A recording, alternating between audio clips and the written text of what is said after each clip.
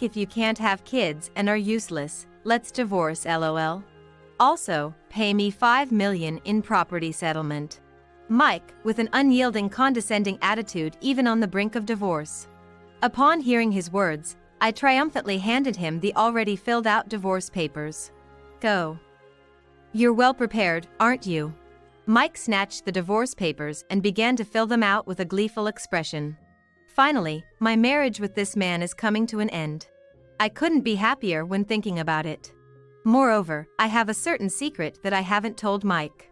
I wonder how he will react when he finds out about this secret. I swear that he would be surprised and panic. Imagining his face, I laughed to myself. My name is Emily. 36 years old. Working part-time, living with my husband, Mike, just the two of us. Mike was my boss at the company I used to work for. My first impression of him was that he was quite unapproachable. And I was even scared to talk to him. However, as we worked together, I found him very easy to talk to. And even enjoyed working with him. Of course, at first, we just had a boss-subordinate relationship. But as we spent more time together, we understood that we were attracted to each other. 1 year after meeting Mike, our relationship had evolved from not just boss and subordinate, but also to lovers. During our relationship, Mike always prioritized me. He took me to places I wanted to go and always brought me to restaurants where we could enjoy delicious meals. Even that would have been enough to make me happy. But Mike never forgot our anniversaries and always surprised me with bouquets and surprises on special days. Thank you, always. I just love seeing your happy face, Emily. Thank you for being with me. While it might sound cheesy to some, I, who was head over heels for Mike, cherished every word from him. After that, we got married following 3 years of dating. Being congratulated by the company's staff, we were at the peak of happiness. I vaguely thought that I wanted to build a calm and enjoyable home with Mike from now on. However, I came to regret knowing Mike's true character. Simply put, Mike's personality only worsened after getting married. Hey! Why isn't my dinner ready? Don't slack off on the household chores just because you're working part-time. Have you forgotten the favor of me earning money? After marrying Mike, I quit the company and decided to work part-time at a nearby supermarket. Mike had told me he wanted me to be a full-time housewife. But thinking that being at home all the time would be mentally exhausting, we compromised on me working part-time after a discussion. Sorry. But you said you'd be late this morning. Did I say that, huh? Anyway. Get the food ready, quick. Listening to Mike, I hastily prepared dinner. However, I hadn't done the shopping and had to make a meal using leftovers in the fridge. As expected, Mike became angry, shouting, "Don't make me eat this crap." His attitude began to change right after we got married. But it was just a bit selfish, I thought. But as we continued through our marriage, it became apparent that he was becoming increasingly tyrannical towards me. I tried subtly asking how he felt about me, but Mike dodged all my questions. I couldn't help but worry and maybe pressed him too much. Ultimately, he lost his temper and stopped listening to me altogether. And so, we reached the present. At first, I had no idea, but as I thought about various things, I began to wonder if he was angry about that matter. It was the fact that I have a condition that makes it impossible to have children.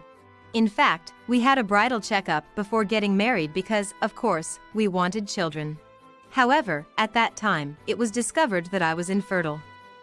I remember being extremely shocked. I'm so sorry.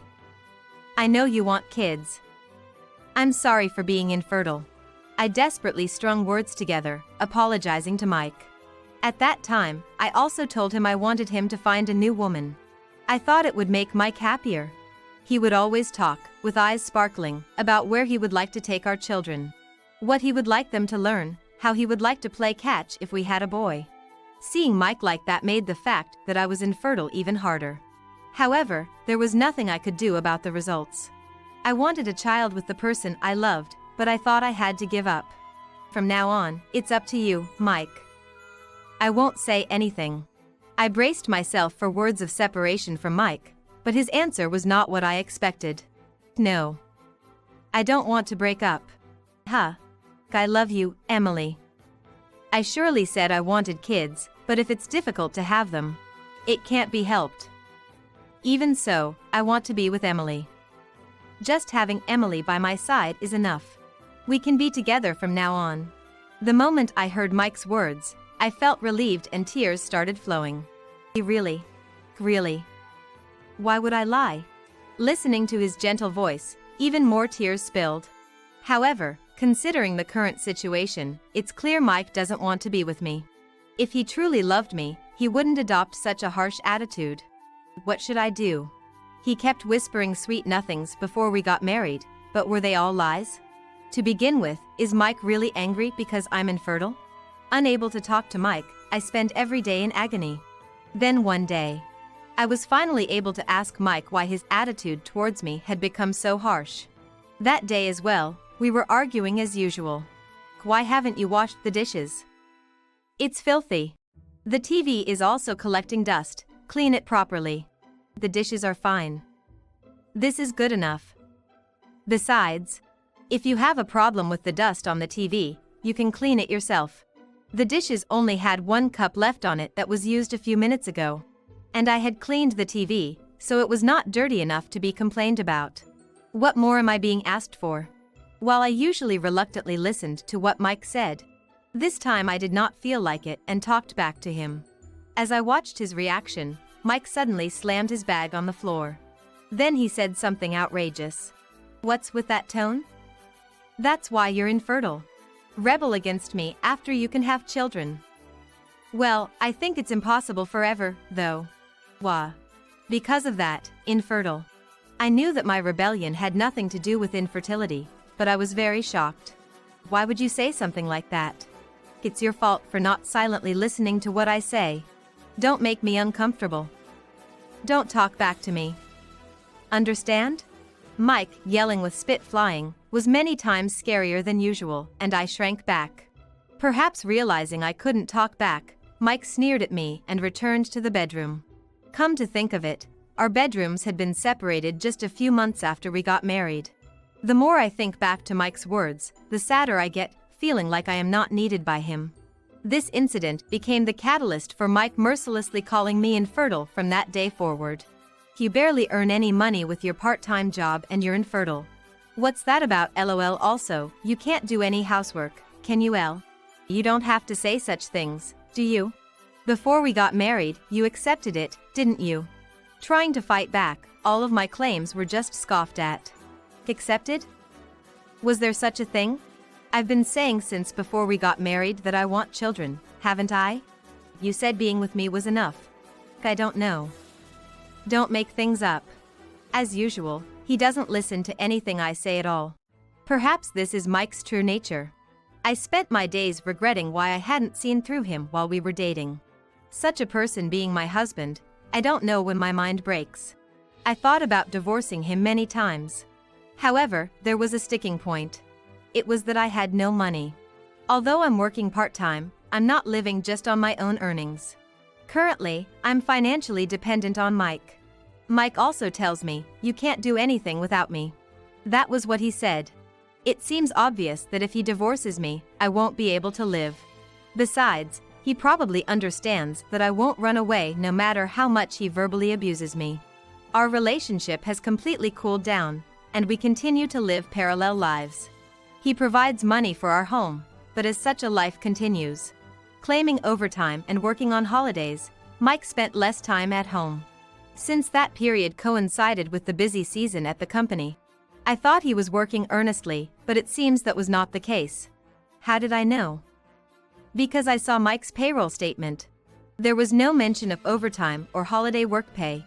And when I checked the account, only the same amount as the payroll statement was transferred. I thought it was a mistake for a moment. But I realized it was unlikely to mistakenly match the payroll statement and the transferred amount at the same time. If overtime and working on holidays are lies, what on earth is Mike doing outside the house? After thinking about various things, I concluded that Mike might be cheating. However, I had no evidence, and honestly, I didn't have the energy to look for it. As a result, I had been tolerating it silently and crying myself to sleep. Whether he knew that or not, Mike continued to hurl verbal abuse at me as usual. the food you make is really terrible. Consider what it's like for me, having to eat this. You used to say it was delicious and ate it. I never said that. Do you have proof? Do you have a recording or something? I've told you not to say arbitrary things. Use your brain.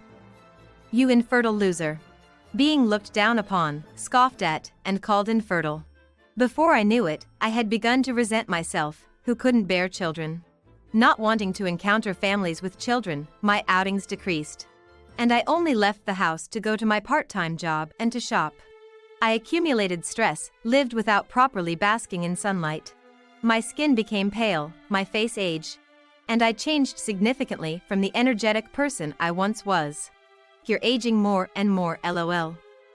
I'm embarrassed to be married to you. Far from worrying about me, Mike continued to scold me, and my mental state further deteriorated. However, a certain incident would significantly change my marital life with Mike. One day, I couldn't sleep well and was awake late at night. Sipping warm cocoa, I was watching TV, waiting for sleepiness to come. The clock had passed 1 a.m. I always sleep at this time, so the programs on TV were fresh to me. Being awake until late might be a good change of pace. While thinking that and sipping my cocoa, I heard the sound of a key opening the door from the entrance. Had Mike come back? Looking towards the entrance, a seemingly drunk Mike entered the living room. He seemed to be in a good mood, but scowled the moment he saw me. Why are you awake? I can't sleep. Get to bed quickly because you're in the way. You're annoying. He spoke as if spitting the words out and headed to the bathroom to take a bath. However, at that moment, a distinct scent of cosmetics wafted from Mike as he passed by me. In that instant, suspicion that he might be cheating turned into conviction. And I decided to gather evidence and definitely expose his infidelity. I was infuriated, feeling as though evidence of his time with another woman was being flaunted before me. If he's married to me, living with me, he should at least make an effort to hide it a little. He was completely taking me for granted. I'd been made a fool of up till now. I will make him regret cheating and berating me, and I will divorce him. I don't care what becomes of my life. At any rate, I started to want to get away from Mike. From that day on, I searched every place in the house. I went into Mike's bedroom, looked in the closet, inside the bookshelf, inside the smartphone that Mike had used before the current one. However, I couldn't find anything resembling evidence anywhere. Where else should I search? Then, I happened to check the pocket of Mike's suit that caught my eye. Is there something? When I checked the pockets of a few suits hanging there, my fingers hit something hard. When I hesitantly pulled it out, it was a branded lipstick that definitely did not belong to Mike. This couldn't be explained as a mere accident. A woman, likely his affair partner, must have put it there. Firstly, one piece of evidence. I wanted to gather evidence on my own, but somehow I knew it would be impossible. Should I consult a detective agency? But I don't have money, what should I do? After considering various thoughts, I decided to consult a colleague from my part-time job. So far, I haven't been able to talk about my relationship with Mike at my part-time job because I was embarrassed. Everyone happily talked about their families, and I didn't want to put a damper on the conversation. So, I decided to consult the person I was closest to at my part-time job. Sue? Do you have a moment? What's the matter, Emily? The day after finding the lipstick, I decided to confide in Sue, my closest friend at my part-time job. Sue herself had a family and always seemed so happy. Well, it's really hard to say, but... What? You're scaring me. I think my husband might be cheating on me. Cheating? Then I explained what kind of treatment I had received from Mike and the current situation between him and me. I had shown Sue Mike's face before, but since I had never talked about our marital affairs, I was scared of how she would react. After listening to my story, Sue looked down as if she was thinking about something. Then, she slowly opened her mouth. Emily. First, I'm sorry for not saying this until now. I've been hiding something from you. Hiding something. Hiding something. Could it be that Sue is the one having an affair with him? As I braced myself, Sue said something I never expected. Actually. Mike, was it? I saw Mike walking arm in arm with a woman who wasn't you. I took a picture just in case, but I didn't know what was going on at home. And I didn't want to come between you two, so I couldn't tell you. Sue said that and showed me a photo. Indeed, there was Mike and a woman I didn't know in it. It's Mike. Yeah. An awkward atmosphere enveloped the room. This would be decisive evidence of infidelity. I also have about 3 more pictures. I took pictures of them entering the hotel, too. I didn't know Emily was going through such a hard time. I'm really sorry. Sue, it's not your fault. Thank you. Thank you for talking to me. After that, I received and checked the photos from Sue. Surely, Mike was in the pictures as expected. Thank you for the photos. If there's anything I can do to help, just let me know, okay? Having such a reliable person nearby, I might be lucky. I thanked Sue again and left the workplace. On the way home, I stopped by the city hall and picked up divorce papers. All that's left is to hand over the divorce papers and get divorced. But when should I hand them over? Deciding to divorce is fine, but I still have a fear of Mike. I don't know what will happen if I say I want a divorce. When I got home, I pondered while looking at the divorce papers. Then, the phone rang. When I looked at the caller ID, my father's name was displayed. It was too unusual for my father to call, so I answered the phone right away. Hello? Oh. Emily. It's been a while. How are you? Well, yeah. Anyway, what's up? Calling out of the blue like this? Well, actually, I was thinking of transferring the assets to you. Huh, that's so sudden. Actually, my parents used to run a company and have a lot of assets. I had been told a while ago that those assets would be mine someday. Sorry. Your mom and I want to get the paperwork done while we're still healthy. I see. So, about those assets. When we calculated them, they came out to $10 million. $10 million. She couldn't believe her ears. Even though they had been running a company, she never thought that such a huge sum of money, $10 million, would be near her. Can I really have it? Of course. So, when can you come to process the paperwork? While bewildered, she looked at the calendar. However, at that moment, a certain idea struck her. It might be easier to handle the property division if she proceeded with it after divorcing Mike.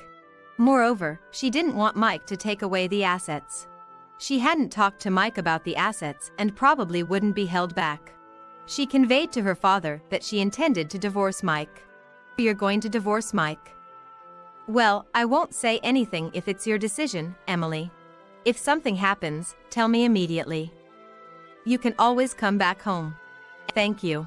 Receiving affirmative words from her father, she decided to propose a divorce today. Even if something happened, she had a strong ally. It should work out somehow. Hours later. The time had passed by 11 p.m. The living room door opened, and Mike came home. He was in the highest spirits she had ever seen, even humming a tune. Welcome home. You're early today. The date hasn't changed yet. Mike didn't even say hello and threw his bag and jacket onto the sofa. Emily. Let's divorce. Divorce. She could not have imagined that Mike would propose a divorce. I'll divorce an incompetent who can't even have a kid.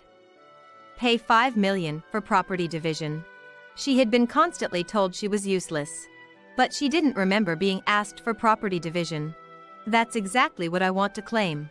Suddenly feeling detached by Mike's words, she thrust out the filled-out divorce papers that were on the table.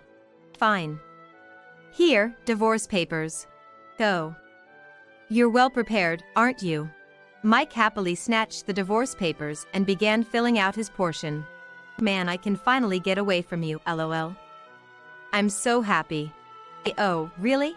Mike showed a smile to her for the first time in a while. The next day, after submitting the divorce papers, I headed to my parents' house. Although her parents' house and my part-time job were a bit far apart, it was not impossible to commute. I thought she would take advantage of their kindness until I settled down. My parents, whom I hadn't seen for a while, welcomed her warmly. Are you okay? You look pale. Do I? Take a good rest. If the part-time job seems too much, I think it's okay to take a break. Thank you. The parents' home, after a long time, was indeed comfortable. I decided to take a leisurely rest, taking their advice. 2 days later, when I returned from her part-time job and looked at her smartphone, there were numerous missed call notifications. Roughly about 30. The caller was Mike. They came about every 5 minutes, and it was frightening. He had berated her tremendously up to now. What could he possibly want all of a sudden? Did he want to complain to me so much that he'd call? Thinking to ignore it and about to put away my smartphone, another call came from Mike. Hello? What do you want? Emily. Please, come back home quickly. Huh? Things aren't going well with your affair partner? Why? How do you know about that? He seemed to think I was still unaware of his affair. I almost laughed at Mike's ludicrously surprised voice. Did you think I didn't know? If you know, that makes things easier. That woman, she can't do any housework. She doesn't cook, and she barely cleans. Ever since we started living together, she has done nothing but make selfish demands. What should I do? I don't care. Mike started to ask me to come back without even apologizing for his affair. Why not? We've been living together for years, haven't we? Helping each other in times like this is what being a married couple is, isn't it? Huh? Married couple? We're divorced, aren't we? Besides, you've always mocked me, called me infertile. Don't think you can just turn the tables the moment you realize your affair partner is useless. Taking advantage of the distance provided by the phone, I let out everything I had been holding back. You used to say that being with me was enough. So why did you get mad about not being able to have kids? Why did you have an affair? What was the reason for all the times you've ridiculed me? Come on, answer me. That is. Come on. Why are you silent now? Where did all your bravado go? Have nothing to say? You're really a pathetic man. I feel like an idiot for not seeing through you before we got married. By the way, I'm going to be requesting asset distribution, so be prepared. When I mentioned the asset distribution, Mike's attitude suddenly changed. Asset distribution? There's no reason for you to claim anything from me. You just stay silent and let me say whatever I want. Why are you so composed anyway? You can't live without me. You don't even have money. Can't live. Don't have money. When it comes to money, it seems likely that Mike himself doesn't have any. Moreover, I have assets. I'm not particularly in trouble with money. I've already divorced, so I might as well say it. With that thought, I spoke to Mike about the current situation. You know, Mike, it might seem like I have no money, but actually, I have assets that were transferred to me from my parents. 10 million. 10 million. I could have inherited it before the divorce. But I didn't want to share assets with you. So, I decided to go through the procedure after the divorce. Wait a minute. I didn't hear anything about assets. That's because I didn't tell you. Mike was so shocked that it was apparent even over the phone. Wait a minute, and I didn't hear, he repeats, but it's not at all clear what he wants to talk about. Anyway, we are divorced. We have nothing to do with each other anymore. I don't need you to worry about money, thanks. So, just wait for a contact from the lawyer. Hey. Wait. Mike was saying something on the other end of the phone, but there's nothing more for me to say. I hung up the phone and left my smartphone aside. After that, I requested a lawyer and claimed asset division from Mike. Since I had not taken evidence of his verbal abuse, it became an asset division amount only for the affair. But I was able to get him to pay more than I thought, which was good. After making the request, I left it entirely to the lawyer. So I don't know what's actually happening with Mike. However, Mike, who came to the lawyer's office, seemed to be quite worn out. Whether he's significantly struggling with his current life or doesn't have the money to pay for the asset division. I don't know his feelings, but I think I want him to struggle to do whatever he wants until now. Now I have quit my part-time job and am working as a temp at a company near my parents' house. Because Mike knows where I worked part-time, I don't know when he might confront me there. When I quit, I remember being very encouraged by receiving kind words from Sue. If you have any troubles, just tell me. I'll go right away. For many years, I was tossed around by a man named Mike and couldn't live my own life. But from now on, I want to live as I please. First, I'll save money, and maybe take my family and Sue on a trip. Thinking about such things, I was devoted to my job every day.